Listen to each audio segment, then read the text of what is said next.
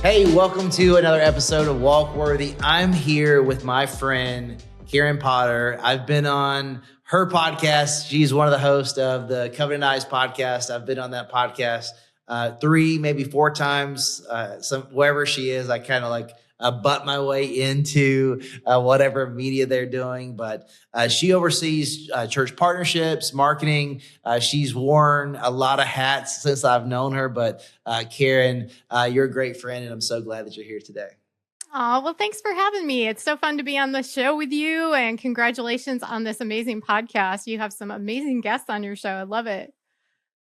Yeah, I mean, it's been wild. I think ever since December, where we've really kind of honed in on this conversation where if someone says, "Hey, Josh, what's the objective of the podcast?" It's like, man, I really want to serve the church, where we see that one of Satan's greatest strategies in harming both men and women is utilizing pornography. And it's not just that they do it, it's what it causes in their life. And, you know, the boldness and the authority they don't walk in, and the things that they don't do, and the people they don't love, including themselves. So I think it's such an important thing. And obviously I have a unique story, unique perspective to speak into it. But I just love that this is solely dedicated to saying, hey, this is what the Bible says about sex, intimacy, relationships. And yes, pornography is problematic, and we should guard ourselves against it. And you can't do that in a passive way. That, you know, we need to have armor and tools and strategies. And I love that Covenant Eyes plays a big part in that. And I'm so thankful for your partnership with the podcast, and then just with me over the last 5 years or so. Yeah, absolutely. Well, you are out on the front lines, and, we love partnering with you because you are out there talking to the young people, you're in churches. And Covenant Eyes has had a very long history of working with the church. We've been around for over 25 years, and we have a real heart to serve the church because porn is not just a world problem, it's a church problem. And the longer that we don't talk about it, that we don't address it, and we don't have tools and resources and a game plan to help people overcome it, the longer people are going to be trapped in that secrecy and that shame. I mean, the enemy doesn't want people addicted. He wants them isolated, because when we're isolated, then we're not getting connection, community, accountability, and getting into God's word and growing out of these sin problems. So I'm just really thankful that you're giving this topic the level of severity that it really deserves, because it's something that we need to address. Yeah. And I think it's so interesting because when you talk about pornography, 10, 15 years ago, you're talking about, VHS tapes and magazines. But today, it's not just what you would see on websites. I'm in high schools a lot, and I'm hearing it's problematic regarding people have their AirPods in and they're listening to it on Spotify. There's so much erotic, novelty. There's so much to read. There's so much to listen to. There's so much to watch. AI. It's on apps. You can someone without any kind of warranted access can utilize AI to create pornography. And some of these apps, they're rated 4 and up. And it's just a crazy, crazy world we live in. And if you have technology, you need to understand that Satan has a strategy to corrupt anything that God has created, to counterfeit it, to sway you the wrong direction. And I think something I tell, so I'm in Missouri. I'm speaking at a donor dinner, and it's for a Christian school.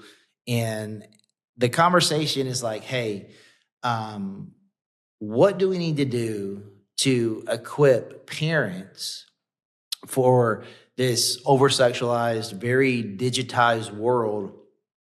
I'm like, man, the starting block is you need to understand when you give your kid a tablet or an iPhone, not only are you giving them access to the internet or access to, a tool that they could use, for fun or school or whatever, you're giving the world access to them. And that's Right. incredibly dangerous. Yeah. So I think it's both. It's not, hey, you're not going to say we're not going to have technology in our house. Like that's not realistic. Um, but what are you hearing before we get into the the brass tacks of Covenant Eyes and Victory App and all the stuff that you guys are doing? What is your advice to parents that they're Yeah. trying to navigate? When do I give my kid a phone? Do I never give them a phone? How can I protect them? What should I be telling them? What would you say to a parent that is terrified because of some of the things that we see regarding sextortion and many of the things that are going on? What do parents need to know? And what does the conversation with their kids look like? And at what age should it happen?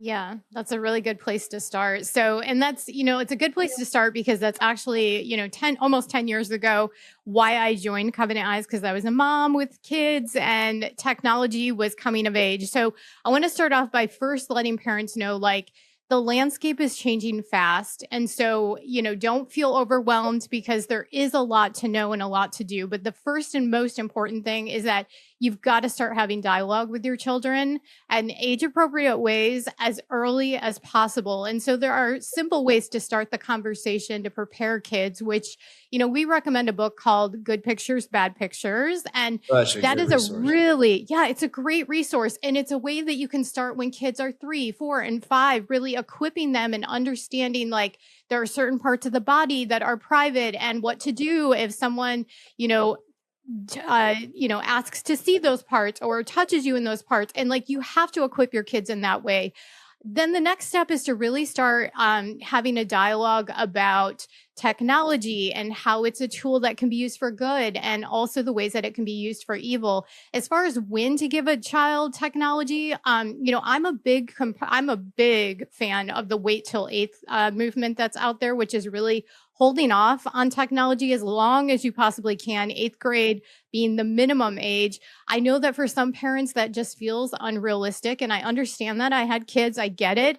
But the thing is that young children, when you give them that access, they literally have access to so much, and the world, like you said, has access to them, and they're just not prepared for that kind of interaction. So one thing you have to do as a parent is definitely educate yourself about the dangers. If you're going to let your kids on a device, then you need to lock it down. You need to have blockers in place. You need to know what games and apps are being installed. You need to control what apps are being installed. You do not give your child full reign on the app store. And then you actually have to go into these apps yourself, or you have to go to a site. Protect Young Eyes goes out and checks out apps and then provides parents kind of a lay of the land, like what's inside this app, what are the danger points. So if you can't personally get into every game and every app that's out there, at least make yourself aware of what's in those apps, because the chat rooms and all the things in there give access to predators and groomers who are trying to gain access to your child. And so you really have to be educated.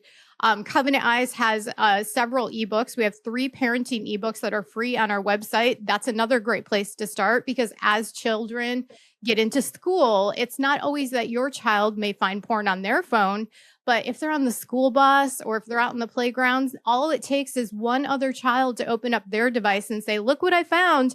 And if your child has not been trained on what to do and what to say and to report that to their parent when that happens, they're going to be ill equipped for when that moment arises. And it's not really a question of if your child is going to be exposed, it's really a question of when. Average age now of exposure is between 8 and 13. So, we've heard horror stories of little 5-year-old children being exposed to pornography. I mean, these are kindergartners. They're going to school and they're acting out what they've seen in these pornography scenes at 5 years old, and they do not have any idea what they're doing or what they saw. And these are real concerns that parents need to take seriously. So think of devices and technology like you would training your child to drive a car. You do not hand an 8-year-old child the keys to a car and say good luck. No.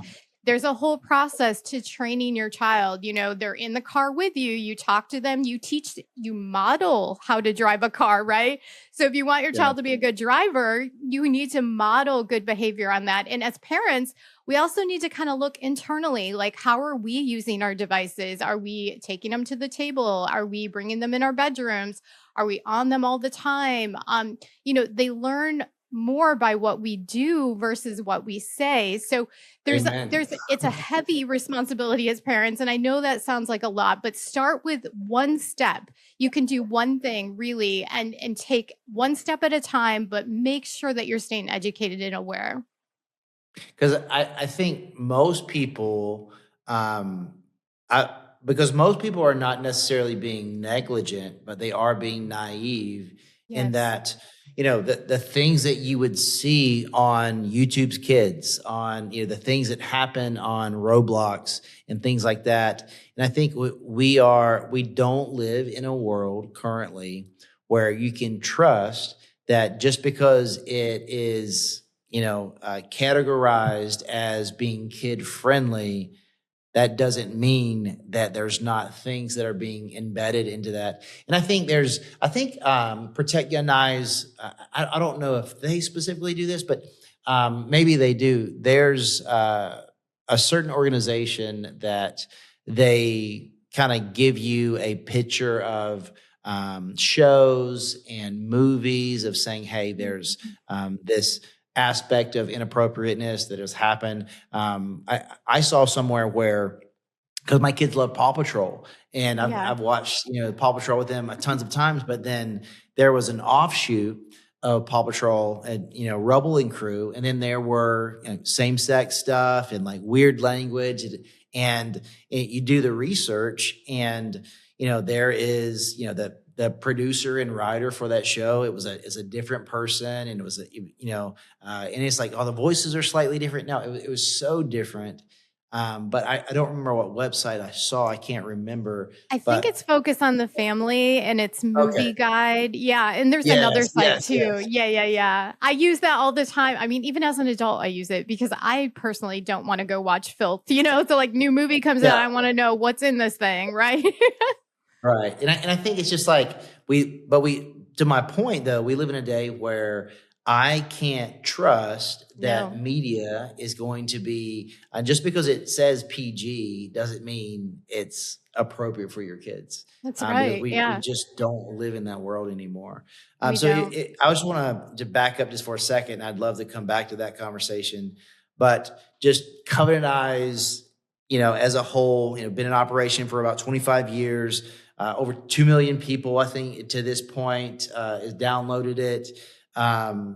It's been impactful for a long time. But most people associate, when they think Covenant Eyes, they think specifically the VPN that provides, accountability and whatnot. But you guys have developed into so much more. It's like you do so many things. Like, yes, you do content filtering, but would you just kind of talk about Yeah, where you guys started to where you are now, and then talk a little yeah. bit about the Victory app? Absolutely. Yeah. So, yeah, like you said, we've been around for 25 years.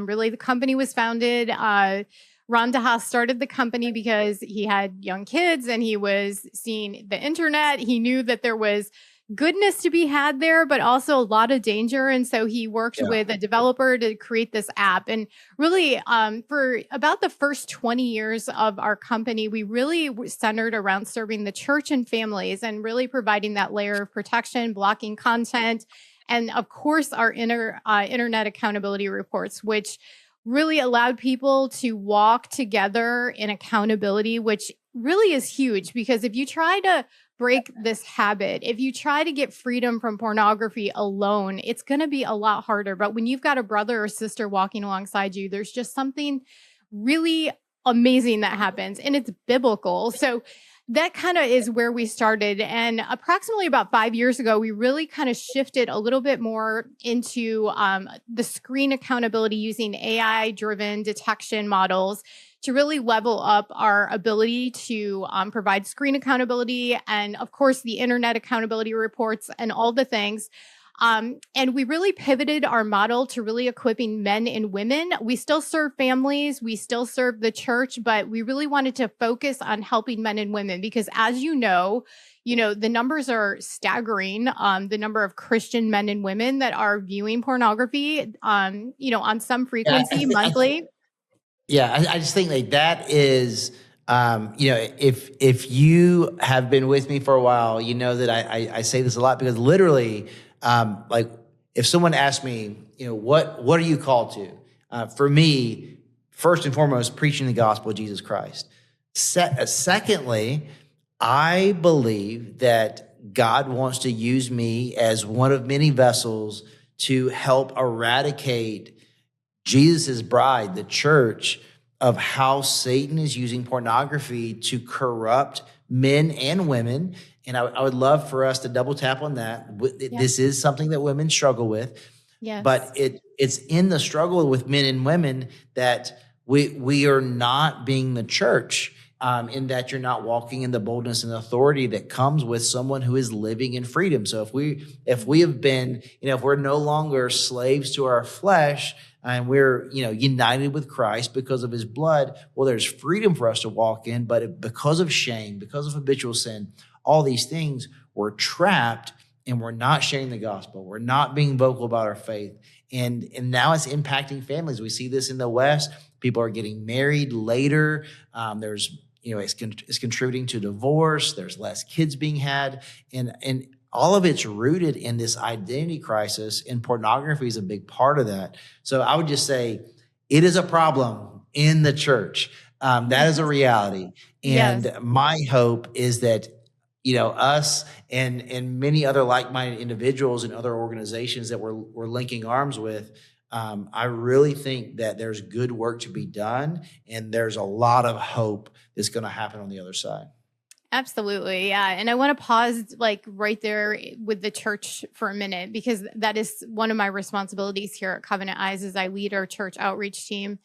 And for those listeners out there that are members of a church or maybe a pastor or ministry leader, I want them to know that Covenant Eyes is so committed to serving the church that we actually provide a free kit to churches that has 5 stones, which are 5 key programs for churches. They're all free.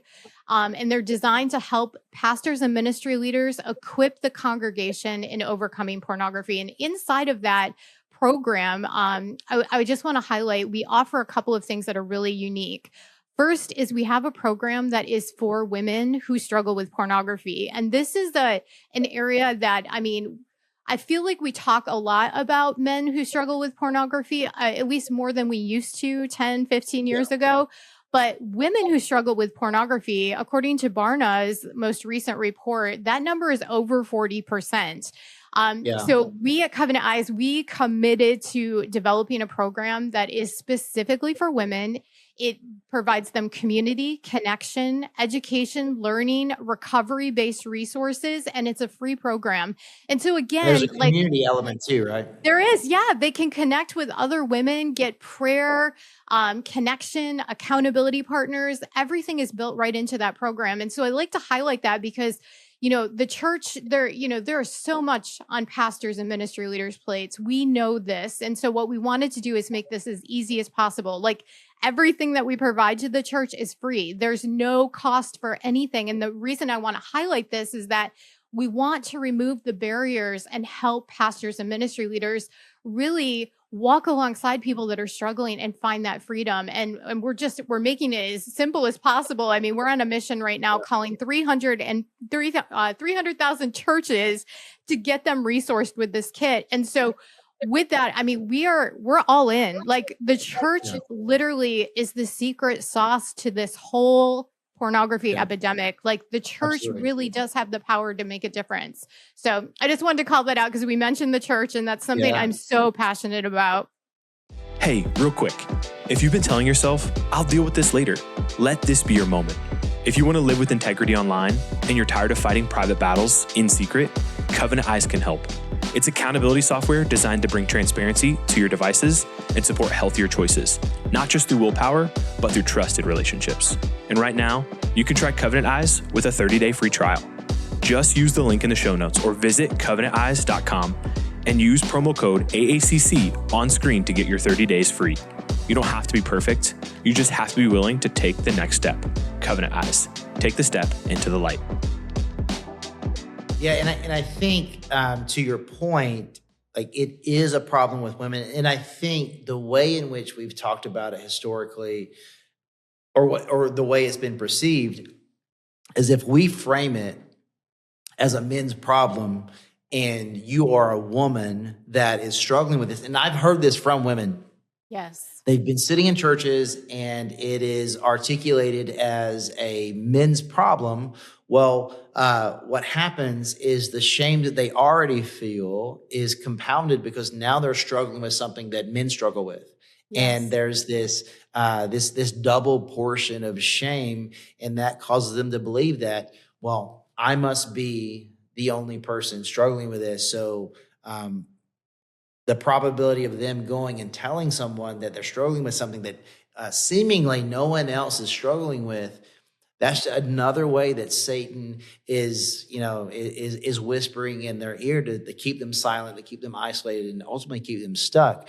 But we're seeing data that is speaking the opposite, where it not only is it, yes, it is something that women struggle with, it's actually, unfortunately, on the rise. That's correct. Yeah, absolutely. And that's why it's so important for pastors and ministry leaders to have in their arsenal some tools and resources to support women, because they really are hiding in the church. I mean, there's so much extra shame that's put on women because it typically is addressed as a man's problem. And so they are hiding and they want help. And so we just want to make sure that, your listeners know that there are free tools and resources. Covenant Eyes does have screen accountability software. Our Victory app is amazing. But in addition to that, we provide free things that really help people start that journey to freedom. 21 days of habit changing, biblically based and recovery based content that really is designed to help them find that freedom. We provide that free of charge. Yeah, and I definitely want to help push that out. I'm pretty much every week, that's the content that I'm being asked to communicate. And whether it's at a conference where it's serving parents or a men's event, it's everywhere. Yes. And I think it's definitely nuanced in that, man, what's the solution? Well, where I found the solution was first a relationship with Jesus, but I found that I found that in the confines of the local church, and then a man walking with me and That's right. Loving me enough to call me out and to call me up and to say, hey, we're going to sit down every Friday and have a honest, open, transparent conversation of the good, the bad, and the ugly, because it's not that you watch it. It's why you look to watch it. What is the catalyst within you? What is the, emotional, is it loneliness? Is it rejection? Is it, you didn't make the team, or someone rejected you, or, something happened at work. And you find people saying, oh, I never tied the two together. And more often than not, I found that, something I say is the depth of your confession will equate to the level of your healing. And what I mean by that is, if you say all of it, take me through the day. Like, how did you end up, on the website? Well, the way that I ended up there was something happened. I felt emotion, and that emotion led to one decision after another decision after another decision. And if I follow the breadcrumbs, I can see my desire is not really related to sex at all. I'm using pornography as a Band-Aid to cover up or to cope or to mitigate something so much deeper. But if I never say all that stuff out loud, I'm just going to think, man, my problem's with porn. And if I try really hard not to watch it, maybe I won't. And I think that's why so many people are stuck. Absolutely. Yeah. And what we've found too is, we've served over 1.8 million people over the last 25 years. And, the issue really with pornography is a heart issue. It's a relationship identity issue. It's finding our identity in Christ, and then the Covenant Eyes program, the Victory app, that is a tool. It's a system that really helps support your journey, because we need to be in relationship with Jesus, and we need to be in relationship with other people, because if this was something that we could do on our own, then we probably would have already done it. I mean, for Yeah. people that, are looking to get fit and go to the gym and work out, we have no problem signing up for a gym membership and getting a coach and having them walk alongside us and tell us how our form is bad and what to do better and all these things. But when it comes to something like pornography, we feel that, oh, well, that probably won't work. I don't need a system. I'm just gonna, I'm gonna just push through this. I'm going to try harder, and really it's like being vulnerable and walking with someone and having your accountability reports go to a trusted ally. There's something powerful to that, because you know that someone else is there. They've got your back. If you slip, they're going to be calling, they're going to be texting, they're going to be helping you unpack those triggers that led you to that moment. And they're going to help rebuild you. They're going to give you that confidence to take the next step and to not give up. So there's just something really powerful about using the tool that we provide, which is our Victory app. The other thing I want to mention too about our Covenant Eyes Victory app is that we build recovery-based educational content inside the app, and we leverage counselors and therapists from the AACC. These are credentialed individuals that review all of our content so that it is biblically sound. It's also recovery-based. And so people that come into our program, they are able to get access to tools and resources that really help them grow and be sanctified in the word of the Lord. And there's so much power behind that. So I just like to call that out, because often people think, well, it's just blocking porn. That's not what we do. We do definitely, have content filters, but we provide the screen accountability. We have the accountability reports, and then we have world-class educational content that is recovery-based, reviewed by counselors and therapists, licensed counselors and therapists at the AACC. And so all of that packaged together and your growing relationship with God is what makes a winning package for you to get over pornography. I mean, it is so important. You have to have all the pieces in place. Absolutely. And Karen, since I have you here, I think you do such a good job of this, of just speaking definitively with truth, but also having empathy and operating with grace. I think something that I try to help people with is confession, and I love our Catholic brothers and sisters in that they take confession very seriously. They take liturgy seriously. I think as a church body, whole and whole, I think we're under catechized. There's these catechisms that my kids and I recite before bedtime. And I think it's so important because it reminds you who you are, who you're committed to, what you're committed to.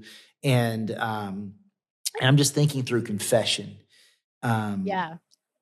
So in that, why is it that it's almost like porn seems this like gray area? Like, is it sin? Like, do I need to actually tell my spouse? And we're seeing this this confusion of, man, there's this betrayal trauma. How do you navigate like AI girlfriends? There's infidelity regarding AI. It's like, it's digitized. Is it real? Would you just speak to a woman listening to this, and she has been somewhat manipulated in that she had someone that she trusted.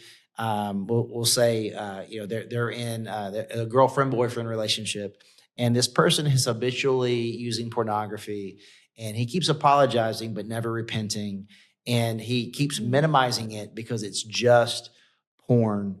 Would you speak to the spiritual reality of that and just kind of give a female perspective into that conversation? Sure. Yeah. I mean, first off, that's a tough place to be. And I want those women that are in that position to know that they're not alone. There are many spouses that are in the same position. And first and foremost, your husband's porn struggle is not your fault. I think it's Yes. really important that they understand that It doesn't have anything to do with you. It is not your fault. It's not something that you've done or not done. And first and foremost, that, you are still a beloved child of God. I think that's really important to call out. The second thing to that is that there's going to be a journey that you're going to have to go on. Your marriage is definitely going to need support through this season. There are a couple of things. A man who's struggling with pornography and does not feel that that is a problem or does not want to get help in that regards, that is going to be a challenge. But that doesn't mean that the spouse, the wife, should not seek counseling and support and therapy for herself, because she is basically suffering PTSD like symptoms. I mean, she is feeling the burden of this sin in her life, and she needs counseling. She needs support. She needs someone that can be with her and support her. There are spousal groups where she can get connected with other spouses. If her husband is not ready to confess that sin and to seek support and help for that, that does make this more challenging. And that is something where I think a pastoral leader can be very helpful in guiding that couple through. Prayer absolutely needs to be part of the process. We serve a mighty God, and He can do wondrous things. And so we must not give up. We must not stop praying. But ultimately, the spouse really needs to take care of herself and seek that health and healing that she needs as she's going through this, because that trauma, that pain that she is experiencing, that is something that will impact her mind, her body, and her soul over time if she does not address that. So I just want to make sure that she knows she can and should seek help, because this is something that will greatly impact her health and her wellness and her spiritual walk if she does not address it. And then you can continue to pray for her husband. If her husband is willing to go to counseling with her, talk to the pastor, those types of things, then they can start that journey towards a healing of the marriage and the relationship. But they have to, the husband has to be willing, because ultimately we've seen over the last 25 years of working with numerous couples that if the husband is not committed to change, if he's not ready to make that change, it's really going to end up just reoccurring, rebubbling up to the surface. And it's going to be a repetitive problem in some marriages of 20, 30 years. I mean, we have couples that have been in the trenches of this for decades. So it's really something that I want women to know that they can and should seek the help that they need. Yeah, it's just such an interesting conversation in that it's very nuanced, it's complicated, It is. and just I think it's the reality that we live in a over sexualized society, and it's not that we are not discipled. More often than not, we're not discipled in the right ways spiritually. And it's because if we see something as normative, then we minimize it regarding sin. And I think if you compare, if I'm just watching porn to, physical infidelity, is that you start to say, well, I'm not doing something this bad. And then you have people saying, well, I travel and I want to be faithful. So I do this so that I can be faithful. And I think we're really good at creating narratives in our head and justifying our behavior. But that's why we have to cling to God's word. And if Jesus' standard is if you lust in your heart, like that's adultery, well then that doesn't mean we're committed to perfection, but that is the standard. And we just have to call it for what it is so that we can stay away from, we don't want to get close to the line. We want to stay far from the line because we understand that the line is dangerous. So I think that's so wise in saying, hey, have those tough conversations, get help if you need it. I know we've got really great mutual friends at Pure Desire. They do a really great job at walking women through the very unique and nuanced betrayal regarding pornography. It's so complicated, especially when you hear, like, goodness, it's been going on, 10, 15, 20, 30 years, just how traumatizing that can be.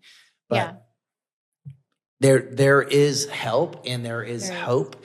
And I love everything that you guys do. And as we kind of land the plane here, Yeah. would you again just kind of go back to the parents? Because I think Yeah. it starts there where we have to be leading ourselves. And I know this. Being a dad of four little kids, it's like, man, I can tell them what to do the best that I can, and I can instruct them, but they're watching me and they're That's watching right. Hope. That's right. And it's what we do habitually. They will, we're mirrors, and they're gonna do what we do.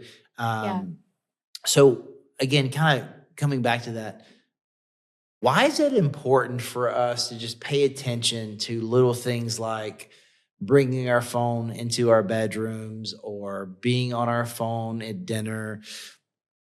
Just things like that. Like Yeah. why is that so important? Yeah. Well, I think as you indicated, like, our children are watching, and the behaviors that they see us doing are the things that they think are allowed or are good. And so when we model those types of things where we can't put our phone down at the dinner table, or we're on our phones taking them into the bedroom at night, they see that as, well, that's just how we do things around here. So it's really important that we teach our children that technology is a tool, and it must be wielded for good, and we must Yeah. redeem that technology. We must redeem it for good. And there's a lot of bad ways that people use technology. I see parents on their phone, while their child is talking to them, and that tells them that I'm not as important as what's on that screen. And so those subtle little cues that we're giving children, they pick up on those, and then they will model those. So you can't get mad at your teenager when they are on their phone and not making eye contact and not talking to you, when they have watched you do that for 10 years. And I'm not saying this to make parents feel bad. I understand. I have a cell phone. I get it. I have grandchildren, and I'm very, very conscious of when and where that phone is when I'm around them, because I know they're watching me. And so I think it's very important that we really take a look, and we need to take a hard look at where technology is in our life, because it can be quickly become an idol. We can get sucked into the TikTok rabbit holes. We can go on Instagram and spend hours. We can check our work email all night long, but we really need to put priorities on what's most important. And that really is personal relationship. And if you want your child to grow and to keep that relationship and keep communicating with you and have that open door policy with you, you've got to model that from a young age. And so I think as Christians, I think we have to be very careful about technology and how we use it, when we use it, and where we use it. And I think if people could just take a step back and just think through that, I think their life could actually be happier, because, when we don't have the screen in front of us all the time, and we're sitting down and we're just talking to our children or talking with our spouse, there's something really powerful about that. God created us to be in community and to be walking alongside one another and to have conversations. And so there's something to that. And we just need to do a better job as Christians and as parents. And I know every single one of us can find a way to do that, whether it's just no technology at the dinner table, or every night when people get home from work and school, we put the technology in a box and it doesn't come back out. There are things that you can do in your home and just make it a way of life. Make it how be countercultural. We don't have to Yeah. be like the world. We're not, we need to be different than the world. We should look different than the world. Yeah, I have a good friend, Ian Simpkins. He's writing a book just around biblically what is the significance of the table and things like that. And Yeah. and we were having this conversation, and it kind of sent me on a rabbit hole of looking at what is the history of the table, like family dinners. And in the 1960s, the average family dinner was 90 minutes. Wow. Today, today it's 8 minutes. I believe that. Yeah.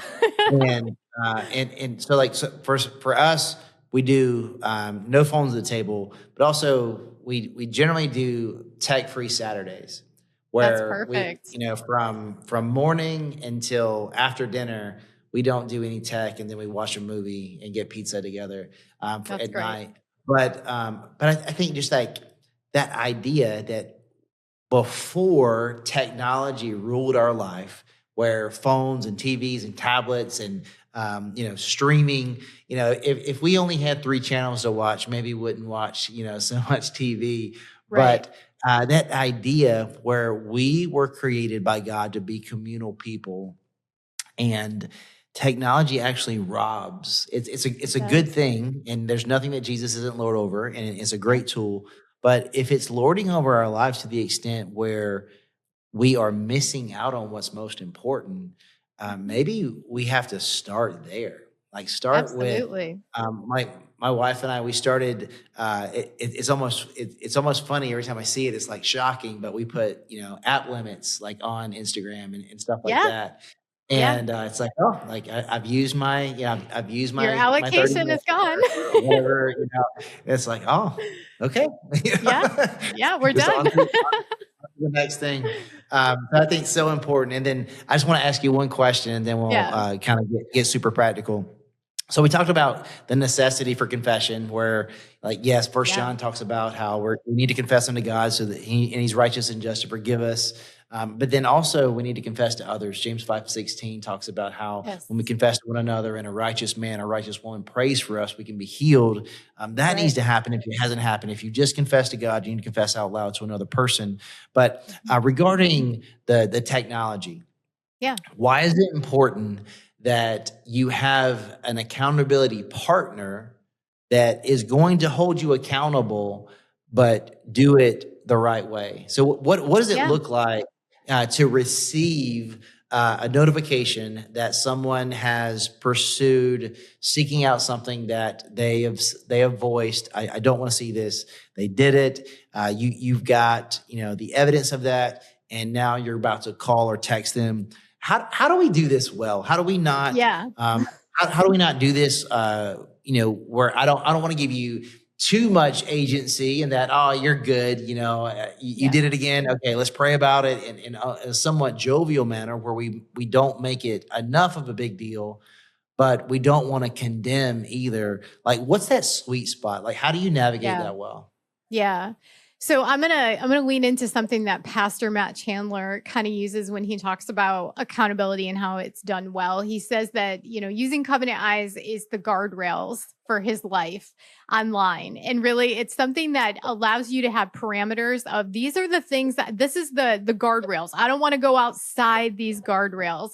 And so you Right. tell another person, like, I'm committing to, staying within these lines, and because you're my trusted friend, I want you to hold me accountable. And what does that look like? Well, to be a good accountability partner, it does involve some commitment, and it does involve some work. We have seen good and bad accountability partners over the years. So we've developed a curriculum that helps the accountability partners learn how to be good accountability partners.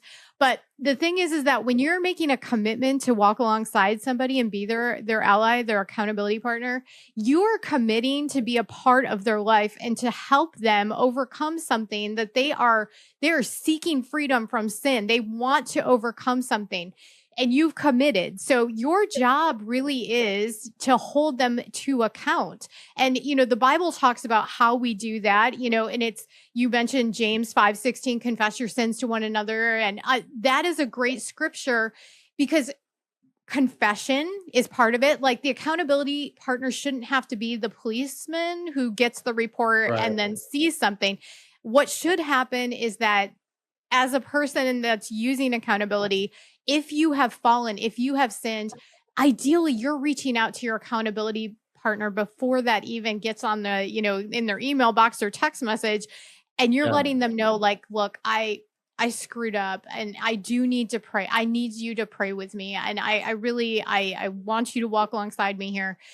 That's kind of the relationship. Now, if that doesn't happen, the accountability partner really has to be strong enough to be able to confront sin. It's not easy to do, but if you're someone's ally, you're their friend, and you want what's best for them, you know that, growing closer to the Lord and turning from sin is what's good and right for their life, then you're going to want to help call out that sin and call them up to who they are in Christ. Yeah. And so you really have to take that responsibility seriously. And there's just the ways that you do that. It could be texting, it could be giving them a call at that moment. When you see that text message, that ding on the report, you pick up the phone, you call them and you say, "Hey, what's going on right now? How can I pray for you? What can I do to serve you?"